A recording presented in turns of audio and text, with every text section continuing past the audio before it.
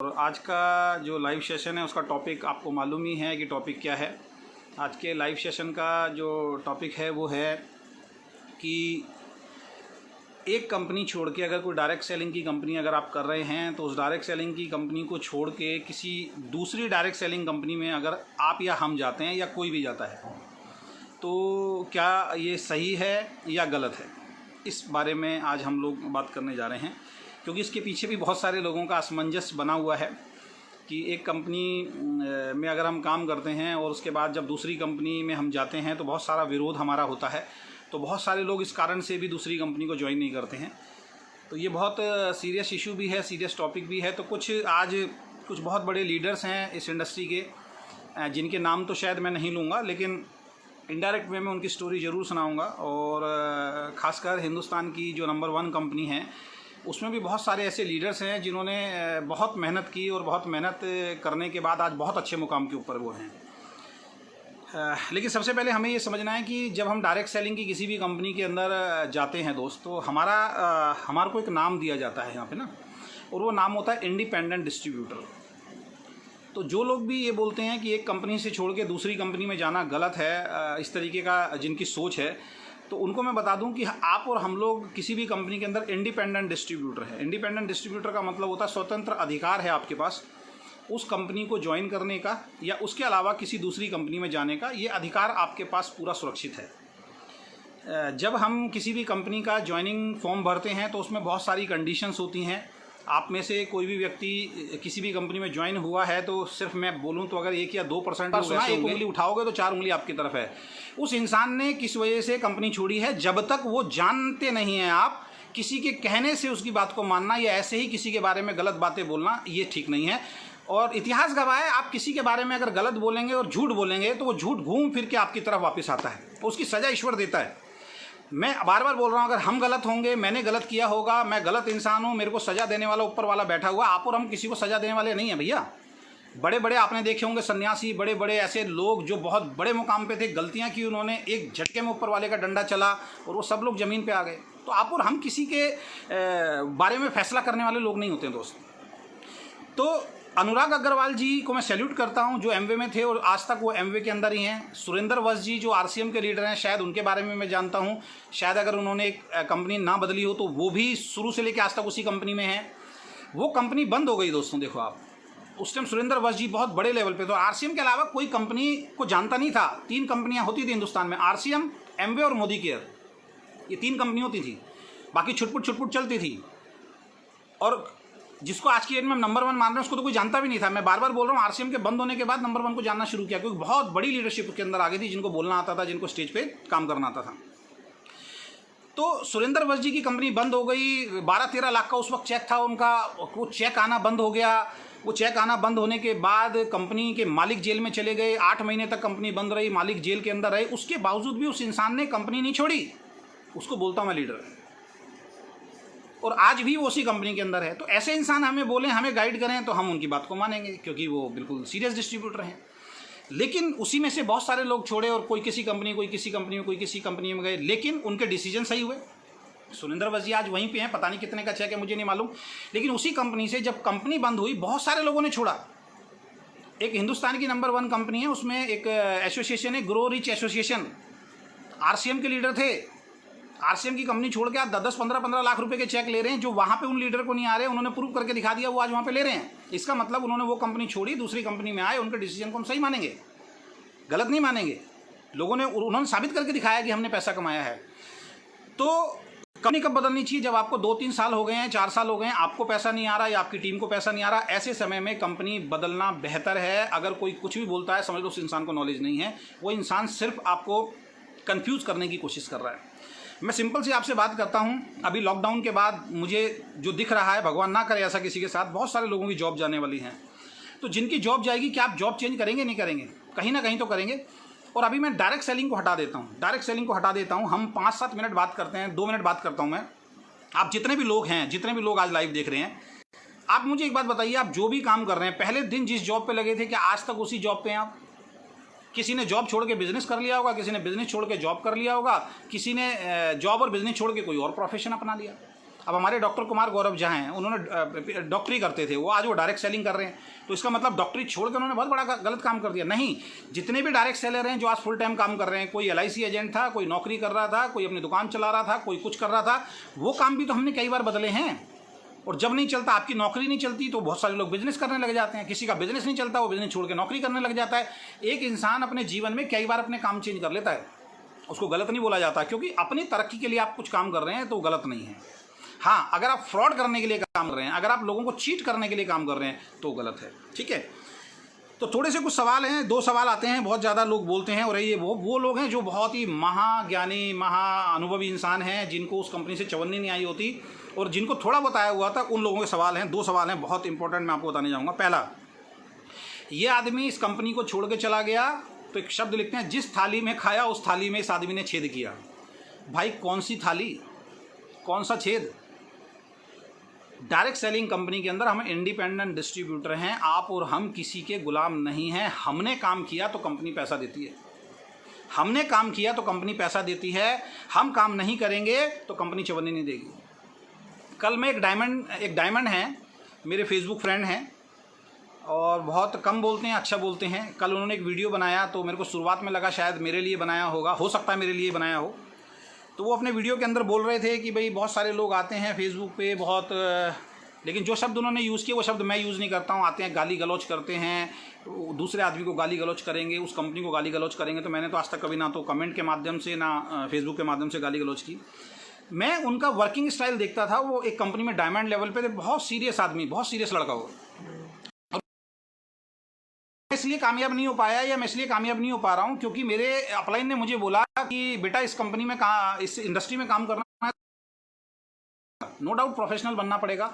साथ में उसने एक बहुत अच्छी बात और बोली। वो बात क्या बोली? प्रोफेशनल का मतलब है, उसने कहा कि अगर लोग कामयाब नहीं हो रहे हैं उनको छोड़ के आगे बढ़ते चले जाओ। लोग अगर टीम में दुखी हैं उनके बारे में सोचो, सिर्फ अपने बारे में सोचो। इसको बोल रहे हैं प्रोफेशनलिज्म। तो वो ये कहता है कि अगर नेटवर्क बिजनेस या कोई कंपनी या कोई लीडर ये सिखाता है कि इतने प्रोफेशनल बन जाओ कि आपकी टीम में किसी को परेशानी है, इतने प्रोफेशनल बन जाओ कि आपकी टीम में किसी को दिक्कत परेशानी है, उसकी दिक्कत परेशानी की तरफ मत देखो, सिर्फ अपना प्रॉफिट देखो, तो ऐसा प्रोफेशनल मुझे नहीं बनना है, तो मुझे इस तरीके से कामयाब नहीं होना। तो बहुत अच्छी सोच है, हमारी सोच भी वही है। अब मैं देख रहा हूँ वो बेचारा इतना मेहनत से काम करता था, इतना ज़बरदस्त उसको नॉलेज है, आज वो शायद उस कंपनी में काम नहीं कर रहा। तो मैं सवाल सब लोगों से पूछ रहा हूँ, ऐसे बहुत सारे लोग हैं जो उस कंपनी को छोड़ के बैठ गए हैं, काम नहीं कर रहे हैं। क्या उस कंपनी के ऑनर उनके घर में पैसा भेज रहे हैं? अगर उनके घर में पैसा भेज रहे हैं तो ये होता है भाई, जिस थाली में खाया उस थाली में छेद। मैंने जितना काम किया, आपने जितना काम किया, मैंने जितना टर्नओवर दिया, आपने जितना टर्नओवर दिया, उस टर्नओवर के हिसाब से कोई कंपनी हमें पैसा बांट रही है, तो वो हमारी मेहनत का पैसा है। हम मेहनत कर रहे हैं भाई, उसके लिए कंपनी कोई एहसान नहीं कर रही है। ओके लाइफ केयर में बता रहा हूँ, ओके लाइफ केयर में मैं मेहनत कर रहा हूँ, मैं काम कर रहा हूँ, या आप मेहनत कर रहे हैं, आप काम कर रहे हैं। हमारे को अगर मैनेजमेंट पैसा दे रही है तो हमारे ऊपर कोई एहसान नहीं कर रही है। आप और हम सब लोग मेहनत कर रहे हैं। अगर 1 महीने हम मेहनत नहीं करेंगे तो कंपनी हमारे को पैसा नहीं देगी, चाहे कोई भी आदमी को पैसा नहीं। तो ये जो लोग जिस थाली में खाया उस थाली में छेद करना, पता है किसको बोलते हैं? वो बोलते हैं कहीं आप नौकरी करते हैं तो वहां पे आपने कुछ चीज़ चुरा ली हो, बिजनेस कर रहे हैं, बिजनेस में किसी को धोखा दे रहे हो पार्टनरशिप के अंदर। ये कहावतें उनके लिए बनी गई हैं। लेकिन जिस कंपनी में आपने मेहनत की, जितनी मेहनत की उसने पैसा दिया, वहाँ से बाहर आप निकल गए हो, और कंपैरिजन तो बनेगा ही बनेगा। अब देखो ये राजीव कुमार गुप्ता जी हैं, अब काम है नहीं, फेस देखो ऐसे मुंह खोल के आ गए यहाँ पे, तो कमेंट पढ़ने का तो मेरे पास टाइम नहीं है अभी। चलिए, दूसरा वर्ड आता है, जिस कंपनी का नमक खाया उसके साथ धोखा किया। जिस कंपनी का नमक खाया उसके साथ धोखा किया, आज उसके बारे में गलत बोल रहे हो। भाई साहब, कौन सी कंपनी ने हमें नमक खिला दिया? कौन सी कंपनी ने नमक खिला दिया? पहले दिन जब काम किया था तो क्या मेरे अकाउंट में पैसे आए थे? क्या नहीं आए थे? भैया, अगर पहले दिन मेरे अकाउंट में मैंने जितना काम किया था उतना ही अमाउंट आया था। फिर मैंने मेहनत की, फिर आपने मेहनत की, फिर और मेहनत की, फिर और मेहनत की, जितनी मेहनत करते गए तो पैसा आया। नमक हरामी नहीं बोलते इसको बोलते हैं कि आप अपनी फैमिली के लिए, अपने टीम के लिए, और आपकी टीम आपके साथ है। जब आपकी टीम आपके साथ है, किसी दूसरे को तो बोलने का अधिकार ही नहीं है। सबसे पहले अधिकार किसको है? जो आपकी टीम है उसको बोलने का अधिकार है। वो बोल नहीं रही है, आप और हम बोल रहे हैं, फ़ायदा कुछ नहीं है। तो ये 2 शब्द अपनी डिक्शनरी से निकाल दो, जिस थाली में खाया उसी थाली में छेद किया। ये शब्द बोल के ना ये लोग डराते हैं आप लोगों को। जिसका नमक खाया उसको धोखा दिया, ये शब्द ऐसे हैं, ये साइकोलॉजी इफेक्ट करते हैं आपके दिमाग में। जब ये 2 शब्द बोलते हैं तो आपके दिमाग में आता है, अच्छा मैं भी कंपनी छोड़ूंगा तो मैं भी नमक हराम हो जाऊंगा। नहीं भाई, अभी मैं बताऊंगा किस इंसान ने थाली में छेद किए हैं। कौन कौन इंसान अपनी कंपनी के लिए नमक हराम था, उस पर मैं आऊँगा स्टोरीज़ के माध्यम से। नाम नहीं लूँगा लेकिन स्टोरी सुनाऊंगा कुछ 2-3 आपको लास्ट में। और उसको ज़्यादा से ज़्यादा शेयर करते रहो, जो भी लोग देख रहे हैं पहले शेयर मारो उसको। तो कुछ स्टोरी मैं सुनाता हूँ। मेरे एक मित्र हैं, मैं नहीं बोलूँगा, मेरे शब्द नहीं है कि जिस थाली में खाया उस थाली में छेद किया, मैं ये नहीं कह रहा हूँ ये सारे लोग वो हैं, लेकिन अगर वो ऐसा बोलते हैं तो वो ये चेक करें कि उनके हैं। मेरे एक मित्र हैं, उन्होंने कभी ऐसा किसी के बारे में नहीं बोला, बहुत अच्छे मित्र हैं मेरे, और मैं उनको सैल्यूट करता हूँ। मिस्टर संजय सिंह राजपूत, उनका मैं नाम लूँगा बगैर उनकी परमिशन के लूँगा। हमने मिलकर गोल्ड माइन किया, और गोल्ड माइन में नो डाउट उस वक्त में उसने आदमी ने लगभग 80-90 लाख रुपए कमाया उस वक्त के अंदर। बहुत बड़ी टीम थी उनके पास। गोल्ड माइन के बाद फिर वो एक दूसरी कंपनी आई, क्योंकि गोल्ड माइन के ऊपर गवर्नमेंट की तलवार लटकी हुई थी, कोई प्रोडक्ट नहीं था। फिर एक कंपनी आई OTNM, अपने करियर को देखते हुए उन्होंने OTNM ज्वाइन किया, उसमें बहुत मेहनत की, उसमें पैसा कमाया। वो कंपनी किसी कारणवश बंद हो गई। जब कंपनी बंद हो जाती है आपके हाथ में नहीं होता है। उसके बाद फिर उन्होंने एक कंपनी खुद खोलने की कोशिश की, वो कंपनी नहीं चली। फिर एक कंपनी और की, वो कंपनी नहीं चली। फिर एक कंपनी आई नेस्विज, जिसका नाम पहले कुछ और था लेकिन नेस्विज। वो आदमी उस कंपनी के अंदर आ गया। जैसे उस कंपनी में आया, उसने अपने पुराने साथियों को उस कंपनी के बारे में बताना शुरू किया। संजय सिंह राजपूत ने, भाई तुम आ जाओ। सबने बोला यार तू हर 6 महीने में कंपनी बदल देता, हर 1 साल में कंपनी बदल देता, तेरे भरोसा कैसे करें। तो संजय सिंह राजपूत जी जिसके पास जाते थे लोग उनको क्रिटिसाइज करते थे, जिनके पास जाते थे, क्योंकि उनके साथ ऐसे हादसे हो चुके थे, वो बेचारे मेहनत करते थे, किसी कंपनी में कंपनी बंद हो जाती थी, तो उनका तो कोई दोष नहीं था। अपनी तरफ से उन्होंने कंपनी कभी चेंज नहीं की, लेकिन कंपनी बंद होने के कगार पर आ जाती थी। बहुत मेहनत की, नेस्विज में उन्होंने काम करना शुरू किया। जब कोई भी उनका साथी नहीं आया तो उन्होंने नेस्विज के अंदर काम करना शुरू किया, और नेस्विज में काम करते करते करते करते दिल्ली में रहते थे। दिल्ली से बाहर जाके उन्होंने एक बहुत बड़ी मणिपुर के अंदर बहुत ज़बरदस्त टीम बनाई उन्होंने, और बहुत ज़बरदस्त टीम बनाने के बाद अपने आप को प्रूव करके दिखाया उन्होंने।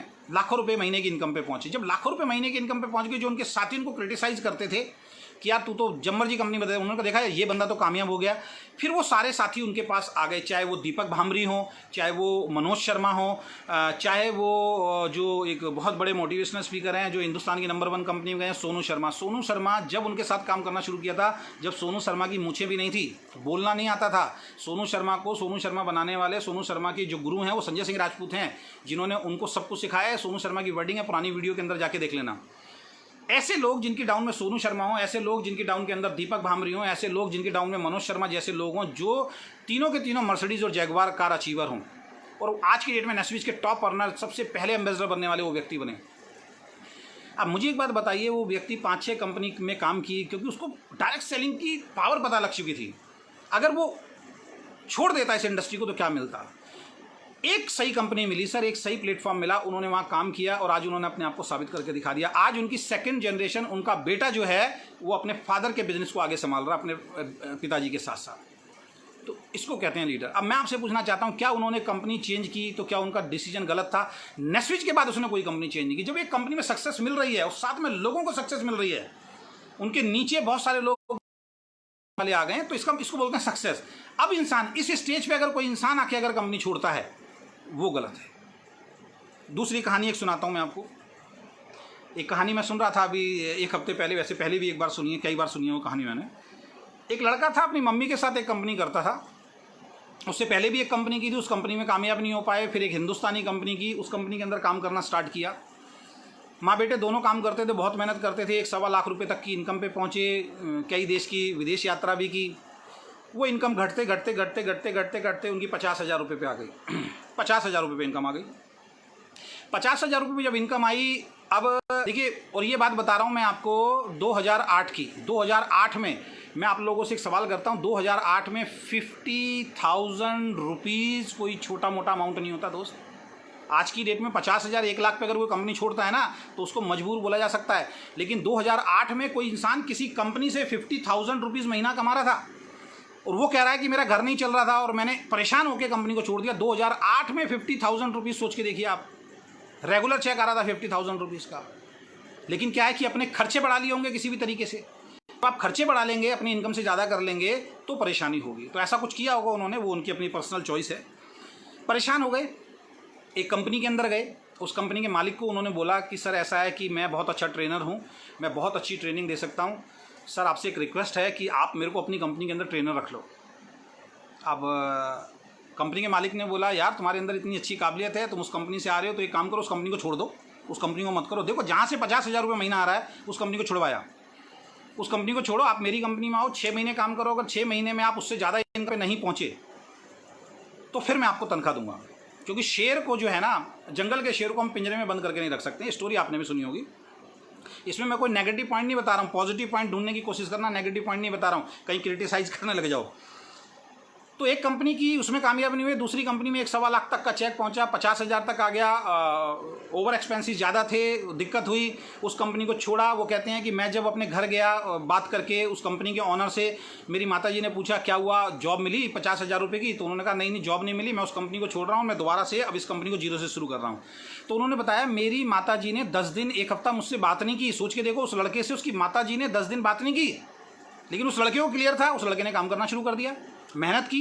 उसके आने के बाद एजुकेशन सिस्टम बढ़ा उस कंपनी का, उस कंपनी के अंदर ग्रोथ होनी शुरू हो गई। 4 साल तक उस कंपनी को कोई जानता नहीं था, मेहनत की उस लड़के ने, और वो लड़का जो है उस कंपनी का टॉप अर्नर बना सर, 1 करोड़ रुपए तक के चेक पे पहुंच गया। अब मैं आपसे पूछना चाहता हूं, अगर उसने वो कंपनी नहीं बदली होती, इन 2 शब्दों के कारण, जिस थाली में खाया उस थाली में छेद होगा और नमक हराम बोला जाएगा।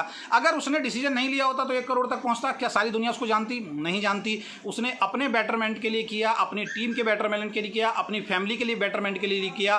कहते हैं जब आदमी सफल हो जाता है ना तो लोग कम बोलते हैं, जब सफल नहीं होता है तो लोग ज़्यादा बोलते हैं। आज उनके बारे में कोई नहीं बोलेगा कि उन्होंने 2 कंपनी पहले क्यों चेंज की। ठीक है, चलिए, एक हिंदुस्तान की एक बहुत बड़ी कंपनी है, उनके मालिक हैं, पहले कहीं किसी कंपनी में जॉब करते थे, किसी दवाइयों की कंपनी के अंदर, खुद बताते हैं स्टेज से।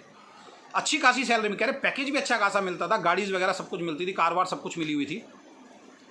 सेटिस्फैक्शन नहीं मिला सर, छोड़ दिया उन्होंने। फिर एक डायरेक्ट सेलिंग कंपनी के अंदर गए, कई साल काम किया, वहाँ भी बहुत अच्छे पैकेज पे थे, सेटिस्फैक्शन नहीं मिला भाई सबको, उन्होंने फिर वहाँ से उस कंपनी को छोड़ा। फिर मलेशिया गए, मलेशिया में 2-3 कंपनियों के अंदर CEO रहे। देखिए, एक नौकरी छोड़ी, उसके बाद फिर एक कंपनी छोड़ी डायरेक्ट सेलिंग की, उसके बाद फिर मलेशिया गए, मलेशिया में जाने के बाद 3-4 कंपनियों में CEO रहे और बेस्ट CEO का उनको अवार्ड मिला। लेकिन उन्होंने सोचा नहीं यार, इस चीज़ से मैं अपने लोगों के लिए कुछ नहीं कर सकता हूँ, मैं कुछ ऐसा करता हूँ जिससे मैं अपने लोगों के लिए कुछ कर पाऊँ, जो मेरे मन की चीज़ हो वो मैं कर पाऊँ। वो शब्द में बोलते हैं, जो मेरे मन की चीज़ हो, मेरे हिसाब से चले, वो मैं कर पाऊँ, दूसरी कंपनियों में मैं नहीं कर पा रहा हूँ। उन्होंने क्या किया, अपनी एक कंपनी स्टार्ट की। लोगों ने बहुत क्रिटिसाइज किया, 3 साल तक 4 साल तक, वो खुद बोलते हैं, लोग हमें बोलते हैं तुम भाग जाओगे, तुम बंद हो जाओगे।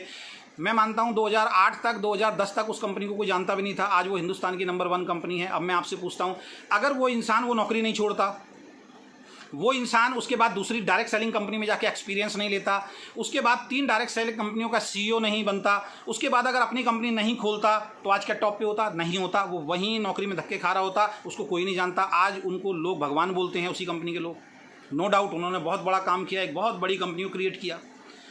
तो अगर हमने गलत किया तो सबसे पहले इन लोगों ने भी गलत किया, और अगर आप कहते हैं कि इन्होंने गलत नहीं किया तो दोस्त हमने भी गलत नहीं किया और आप भी गलत नहीं कर रहे हैं। तो तीसरी कहानी सुना देता हूँ। एक कंपनी, हिंदुस्तान की वर्ल्ड की नंबर 1 कंपनी एमवे, उसके अंदर एक लीडर। उस वक्त जब मैं डायरेक्ट सेलिंग के अंदर आया था, मैं उनकी वीडियोस देखता था, और मेरे को किसी ने बताया था, किसी का फ़ोन मेरे पास आया था कि उस व्यक्ति की मीटिंग सुनने के लिए मैं 500 किलोमीटर दूर तक चला जाता था, 500 किलोमीटर तक, और ग्राउंड भरा रहता था ऑटोग्राफ लेने के लिए उस वक्त पे, क्योंकि ऑटोग्राफ चलते थे, सेल्फी वगैरह मोबाइल नहीं होते थे, और उसको सुनने के लिए स्टेडियम खचाखच भरे रहते थे। और बहुत मेहनत करने के बाद उस कंपनी में अच्छी इनकम पे भी पहुंचे। ऐसा नहीं 3-4-5 लाख रुपए की इनकम उस वक्त के अंदर। सेटिस्फैक्शन नहीं मिला। क्या सेटिस्फैक्शन का मापदंड होता है हमें नहीं मालूम। उसके बाद एक दूसरी कंपनी आई इंडिया के अंदर, कोई विदेशी कंपनी आई, उसको उन्होंने किया, मुनावी कंपनी थी, उसके अंदर उन्होंने काम किया। मुनावी के अंदर उनको सक्सेस नहीं मिली। जब आए थे तो उन्होंने बहुत बड़ी बड़ी बात की थी कि सर मुनावी के अंदर अब ये हो जाएगा, वो हो जाएगा। चलिए, उसको छोड़ दिया। उसके बाद मैंने उनकी एक वीडियो देखी है, शायद आपको नहीं मालूम होगा। उनके एक बेटे हैं, वो एक कंपनी के लिए वीडियो बना रहे हैं, प्लान बना रहे हैं। उसके पीछे एक यूनिसिटी का बहुत बड़ा बोर्ड लग रहा है। अगर आप जाएंगे तो यूट्यूब पे मिल जाएगा, यूनिसिटी। इसका मतलब वो यूनिसिटी भी कर चुके हैं, जिसके बारे में पब्लिक को नहीं मालूम था। यूनिसिटी में भी सक्सेस नहीं हो पाए। उन्होंने फिर अपनी कंपनी खोली है, जिसका नाम है आयुष शांते, एक ब्रांड है, और उसकी भी एक वीडियो यूट्यूब पे पड़ी हुई है, मेरे पास सेव है, अगर आप कहेंगे तो मैं दिखा दूंगा। तो आयुष शांते खोलने की कोशिश की, उसमें भी वो असफल रहे। फिर वो हिंदुस्तान की एक नंबर 1 कंपनी के मालिक का उनके पास फ़ोन जाता है कि क्या हमारी मीटिंग हो सकती है। दोनों बैठे आपस में, उन्होंने एक डिसीजन लिया, उनकी टीम ने डिसीजन लिया, और आज उस कंपनी में वो टॉप मुकाम पे हैं, बहुत बड़ी टीम क्रिएट कर चुके हैं। अब मैं आपसे पूछता हूँ, क्या उनका डिसीजन गलत है? उन्होंने पहली कंपनी चेंज की, उन्होंने दूसरी कंपनी चेंज की, उन्होंने तीसरी कंपनी चेंज की, उन्होंने चौथी कंपनी चेंज की, 5वीं कंपनी के अंदर आके वो बहुत बड़ा काम, चौथी या 5वीं कंपनी में आके बहुत बड़ा काम कर दिया। आज लोग उनको सैल्यूट करते हैं। तो पॉपुलरिटी तो उनकी उस वक्त भी थी, जो आदमी 500 किलोमीटर 700 किलोमीटर दूर देखने के लिए चला जाता था, यार उस आदमी की सिर्फ स्पीच सुननी है, क्योंकि उस टाइम वीडियोज़ नहीं हुआ करते थे इतने ज़्यादा। तो मैं आप लोगों से पूछता हूँ, क्या उस इंसान के डिसीजन को आप गलत बोलेंगे? नहीं, गलत नहीं है उस इंसान का डिसीजन, उस इंसान का डिसीजन बिल्कुल ठीक है। तीसरी स्टोरी सुन लीजिए। 2 पार्टनर ने हिंदुस्तान की एक नंबर 1 कंपनी को भी ज्वाइन किया और दोनों उस नंबर 1 कंपनी में बहुत बड़ी पोजीशन पे हैं। उनके एक पार्टनर हैं, वो बोलते हैं कि हमने बहुत मनी सर्कुलेशन वाली कंपनी की, हमने आरएमपी को किया, आरएमपी के अंदर हमने बहुत मेहनत की, बहुत अच्छी इनकम पे पहुंच गए। दूसरा बोलता है मैंने एक दूसरी कंपनी की, उसके अंदर हमने काम किया, हमने दूसरी कंपनी की, तीसरी कंपनी की, किसी भी कंपनी में मैनेजमेंट अच्छा नहीं होता था, हम लोग बहुत मेहनत करते थे, बहुत पैसा भी कमाया, ऐसा नहीं, नो डाउट पैसा कमाया, लेकिन हमने अपनी टीम के बारे में सोचना था, तो हम इस कंपनी के अंदर आए और इस कंपनी में आने के बाद हमारा काम बहुत बड़ा हो गया। नो डाउट बहुत बड़ा काम है और बहुत अच्छे पे आउट उनकी टीम के अंदर आ रहे हैं। तो मुझे एक बात बताइए, क्या ये सारे लोग गलत हैं? नहीं हैं। इन लोगों ने किसके बारे में सोचा? इन लोगों ने सबसे पहले अपने बारे में सोचा, अपनी फैमिली के बारे में सोचा, फिर अपनी टीम के बारे में सोचा और सारे सफल हो गए, कोई दिक्कत नहीं है। चलिए एक और लीडर की कहानी सुना देता हूँ। नेस्विच कंपनी के अंदर थे। आप कहते हो, बहुत सारे लोग मुझे बोलते हैं, अरे भाई 3 साल के बाद समझ में आया वो कंपनी ख़राब थी, 3 साल के बाद समझ में आया कि उस कंपनी के अंदर पे आउट नहीं बनता था। बड़े बड़े लीडर भी बोल रहे हैं, कंपनी मैनेजमेंट भी बोल रही है और लोग भी बोल रहे हैं। तो सर ये जितने लोग थे ना, इनको भी 12-12, 15-15, 20-20 साल हो गए इस इंडस्ट्री के अंदर। क्या इनको 20 साल के बाद समझ में आया कौन सी कंपनी करनी चाहिए और कौन सी कंपनी नहीं करनी चाहिए? मुझे तो 3 साल में समझ में आ गया कंपनी का। अगर किसी को 20 साल में समझ में आ रहा है, 3-3, 4-4 कंपनी बदल रहे हैं, तो भैया पापी वो भी है, पापी हम तो सब एक थाली के छट्टे बट्टे हो गए। लेकिन कोई भी पापी नहीं है दोस्त, यहाँ पे कोई भी पापी नहीं है। इन शब्दों को यूज़ कर करके हम लोगों को भ्रमित कर रहे हैं, इन शब्दों को यूज़ कर करके हम इस इंडस्ट्री को ख़राब कर रहे हैं। ये अपना सेल्फ डिसीजन है, किसी भी कंपनी में आप जा सकते हो सकता है आगे एक वीडियो बनाऊंगा कि प्लान को कंपैरिजन करना चाहिए नहीं करना चाहिए। बहुत सारे लोग कहते हैं प्लान को कंपैरिजन क्यों करते हो, इसमें भी मैं एक बार लाइव आऊँगा कि प्लान को कंपैरिजन करना सही है या गलत है किसी भी कंपनी की, उस पर भी मैं आऊँगा। और पहले किसी कंपनी ने किसी प्लान को कंपैरिजन किया है या नहीं किया, उस चीज़ को भी हम इसी तरीके से बात करेंगे आगे। तो एक लड़का है जिसकी मूछें भी नहीं थी, एक कंपनी के अंदर ज्वाइन किया, उसके पास स्कूटर भी नहीं होता था, उसके पास कोई गाड़ी नहीं होती थी और बड़ी मुश्किल से लाइफ चलती थी। उसने एक कंपनी के अंदर काम करना शुरू किया, उस कंपनी को उसने तकरीबन 13-14 साल अपनी दे दिए, बहुत बड़े मुकाम पे पहुंचा। 20-22-25 लाख रुपए इनकम आती है, फेसबुक से 5 लाख रुपए इनकम आती है। और 13-14 साल के बाद उसको समझ में आया कि यार ऐसा है, ये कंपनी ठीक नहीं है, इस कंपनी के अंदर पैसा नहीं बन रहा है। 22 लाख रुपए महीना कमाने के बाद इस कंपनी में पैसा नहीं बन रहा है, तो एक काम करते हैं यार, कंपनी चेंज करते हैं। और कंपनी चेंज कर रहा हूं मैं अपनी टीम के लिए। 22-13 साल के बाद समझ में आया, एक कंपनी में लगातार काम करके 13 साल करने के बाद 22 लाख रुपए महीने की इनकम पे पहुंचने के बाद हमें समझ में आ रहा है कि प्लान गलत है। तो भाई उसको आप गलत बोलोगे? नहीं, उसने डिसीजन लिया, सेल्फ डिसीजन है उसका। उसको लोगों ने क्रिटिसाइज़ किया, उसको लोगों ने गालियाँ बकी, मैं उस पेन से गुजर चुका हूँ। उसको ज़्यादा पेन हुआ होगा क्योंकि मेरे से बड़ी अचीवमेंट थी, मेरे से बड़ा नाम था, बहुत पेन हुआ। मैंने कभी उस आदमी को आज तक गलत नहीं बोला, मैंने कभी उसको ये नहीं बोला कि उसने कंपनी क्यों छोड़ी। मेरी कोई पोस्ट आप नहीं दिखा सकते, एक कंपनी छोड़ के दूसरी कंपनी में क्यों आया, नहीं, क्योंकि हमें मालूम है ये उसका पर्सनल रीजन है, उसका पर्सनल डिसीजन है, वो आदमी कर सकता है। आज जिस कंपनी में आया है, काम कर रहा है, अब उसका फैसला सही होगा गलत होगा ये इन फ्यूचर पता लगेगा, ठीक है। तो कहने का मतलब ये है कि 13 साल के बाद 22 लाख रुपए महीना कमाने के बाद, एक लंबी सी मर्सिडीज़ गाड़ी लेने के बाद, 8-10 करोड़ का मकान बनाने के बाद किसी इंसान को समझ में आ रहा है कि वो प्लेटफॉर्म गलत है और वो कंपनी चूज़ कर रहा है। तो अगर मैं पापी हूं तो ये सब पापी हैं, जितने के सारे लोग हैं। अगर आपने कोई कंपनी चेंज की और आपको कोई लोग बोल रहा है आप गलत हो, आप पापी हो, आप गद्दार हो, आप भगोड़े हो, तो हम सब भगोड़े हैं, जितने लोग शुरू से लेकर अब तक। और मैं कह रहा हूँ किसी भी टॉप मोस्ट कंपनी में चले जाओ, जो वहाँ पे टॉप अर्नर्स बैठे हुए हैं उनसे पूछ लेना, स्टेज पे आके बताते हैं मैंने वो कंपनी में फेल हुआ, मैंने वो कंपनी में फेल हुआ, मैंने वो कंपनी में फेल हुआ, मैंने वो कंपनी में फेल हुआ, इस कंपनी में मैं काम कर रहा हूँ। तो मेरी हाथ जोड़ के सभी लोगों से ये विनती है, सभी लोगों से रिक्वेस्ट है, कोई भी गलत नहीं है, कोई भी सही नहीं है, इंडिपेंडेंट डिस्ट्रीब्यूटर हैं। और ये जो हम बार बार इंडस्ट्री की बात कर रहे हैं ना, ये इंडस्ट्री की बात अभी 1-2 साल से निकलनी शुरू हुई है। 1 साल पहले कोई इंडस्ट्री की बात नहीं थी, मैं बता रहा हूँ आपको। हर कंपनी अपना इंडिविजुअल काम कर रही है, अभी एक्चुअल में इंडस्ट्री बनी नहीं है। अभी गवर्नमेंट को 50 कामों से फुर्सत नहीं है, इस इंडस्ट्री के बारे में क्या बात करेगी। और गवर्नमेंट को मालूम है खुद ही आपस में लड़ रहे हैं। जब हमारी सोच जब तक ये रहेगी ना, एक कंपनी बंद होगी, जब तक हमारी सोच ये रहेगी कि मैं सही हूँ और बाकी सारे गलत हैं, हम नंबर 1 हैं और बाकी सारे गलत हैं, हम नंबर 2 हैं बाकी सारे गलत हैं, हम नंबर 3 हैं। हिंदुस्तान की एक कंपनी दिखाइए जो पिछले 10 सालों से चल रही हो और जो अपने आप को नंबर 2 बोलती हो, एक कंपनी दिखा दो मेरे को। आप किसी कंपनी में जाओगे, कहेगा मैं नंबर 1, वो कहेगा मैं नंबर 1, वो कह रहा है। सुरेंद्र वत्स जी ने बोला था, एक बहुत बड़े लीडर थे, उनसे चैनल पे पूछा था, स्टेज पे अपने चैनल पे बुला के वीडियो होगी आप देख लेना। और 2 बार पूछा घुमा के, क्योंकि बार बार हम लोगों को गुमराह करते हैं कि सर नंबर 1 का क्राइटेरिया क्या है, कहाँ से सर्टिफिकेट मिलता है नंबर 1 का। तो उन्होंने कहा सर नंबर 1 का ऐसे नहीं है तो ऐसे है। उन्होंने कहा नहीं मुझे बताइए कि आप नंबर 1 का क्राइटेरिया कहाँ से आप इसको मानते हैं कि नंबर 1 का आपको वो मिला है। तो उन्होंने एक सिंपल सी बात रखी, क्योंकि उनके चैनल पे झूठ नहीं बोल सकते। उन्होंने कहा सर टर्नओवर बेस पे हम कह सकते हैं, टर्नओवर अगर ज़्यादा है तो आप नंबर 1 हो, लेकिन किसी गवर्नमेंट का सर्टिफिकेट अभी तक किसी भी कंपनी को नहीं मिला हुआ है कि कौन सी कंपनी नंबर 1 है, कौन सी कंपनी नंबर 2 है, कौन सी कंपनी नंबर 30 है। अगर ऐसा गवर्नमेंट का स्टंप लगा हुआ कोई सर्टिफिकेट अगर किसी कंपनी को मिला हो तो प्लीज़ मुझे ला के दिखाइए, जहाँ पे गवर्नमेंट ने ठप्पा लगा दिया हो ये हिंदुस्तान की नंबर 1 कंपनी है। गवर्नमेंट ने बोला सारी कंपनियां जो ईमानदारी से काम कर रही हैं, सारी कंपनी जो प्रोडक्ट बेस हैं, सारी कंपनीज जो हैं जो मनी सर्कुलेशन नहीं कर रही हैं, सारी कंपनी जो लोगों को गुमराह नहीं कर रही हैं, चाहे वो छोटी कंपनी हो चाहे बड़ी कंपनी हो, सभी कंपनी इस इंडस्ट्री का हिस्सा हैं। सभी कंपनी को काम करने का मौका मिलेगा। और एक बात ध्यान रखना, हमारे सीईओ सर एक बात बोलते हैं, ये इंडस्ट्री है, इस इंडस्ट्री के अंदर अगर आप आओगे तो कोई भी कंपनी आएगी सर वो अपना हिस्सा तो तलाश करेगी, आप उसको रोक नहीं सकते हैं। धीरू भाई अंबानी, टाटा, बिरला, अडानी अगर ये सोच ले हम 3-4 के अलावा कोई बिजनेसमैन पैदा ही नहीं हो सर, पॉसिबिलिटीज़ नहीं है। जो इस इंडस्ट्री के अंदर आएगा, जो बिजनेस में आएगा वो अपना हिस्सा तो ढूंढेगा सर।